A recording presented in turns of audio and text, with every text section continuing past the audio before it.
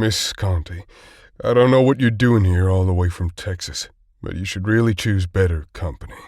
You may believe he's your friend. He pulled his aviators down, letting his eyes connect with mine. But Kai and the rest of the stained souls are no one's friends. You do well to remember that.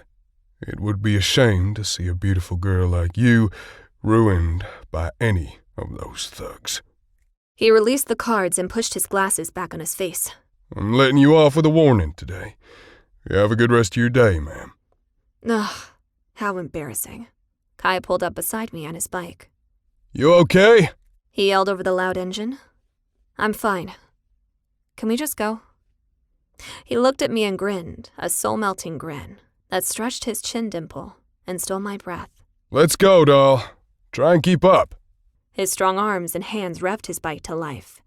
His long legs stretched over the seat, and I involuntarily found myself licking my lips. How the hell am I going to live next to this man? I mumbled as I followed him, strands of his long hair blowing in the wind. Kai. The girl had been in town a week, and already Officer Doug Jones was sniffing around. I could see it in the fucker's eyes. He wanted her. Now, Jones and I had had bad blood over the years, but I nearly lost it when I saw the way he looked at her. Didn't help that she had her fucking glorious tits on full display. Shit, any man would be putty in her hands. One look into those piercing purple eyes, the way she puckers her pretty pink lips when she speaks. I'd bet she'd brought many men to their knees. Fuck, why was I even thinking of her? She was off limits. It was my job to watch over her, not get in her pants.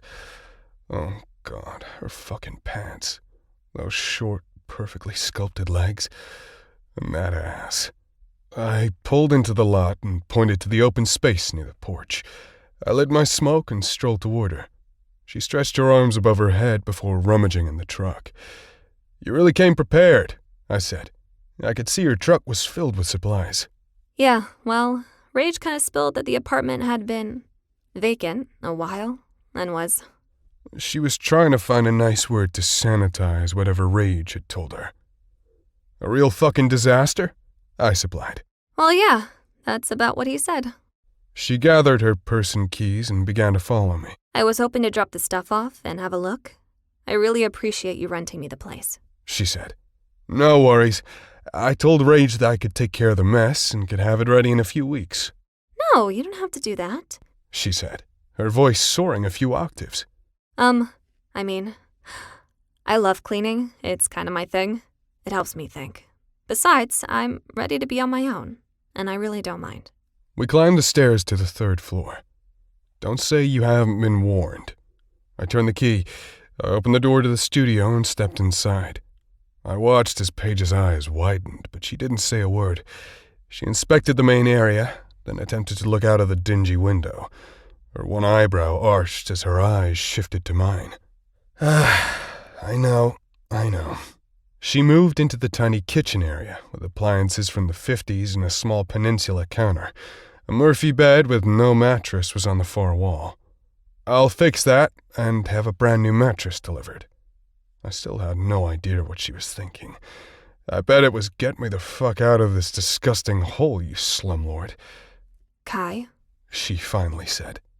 I scrunched my face, waiting for a scolding, but Paige's face had a giant gleaming smile as she bounced up and down. I love it. Oh, it's perfect. She must have really hit her head hard that night. Well, perfect isn't the word I'd use. She was practically skipping from wall to wall, doing measurements with her hands the way a photographer would. Do you care what colors I paint? Her voice was almost giddy. No, doll. It's all yours to fix up whatever way you want. I couldn't help but smile at her excitement. When can I start? I'll tell you what. I have a prospect coming over to help me later. We'll remove the old furniture since the dumpster gets emptied tomorrow, and then you can start any time you'd like. I began taking the keys from my ring.